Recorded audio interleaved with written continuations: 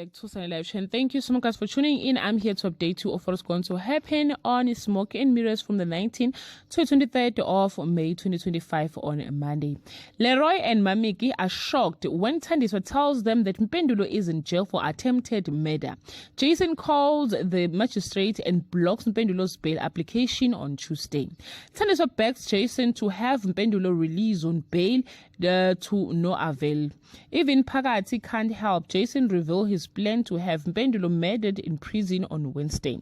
Mpendulo is impending trial prompt Thandiswa to bribe the prosecutor to drop the charges. Tension rise between Fanyana and Gayise after she learns about his swift move with Lihle on Thursday.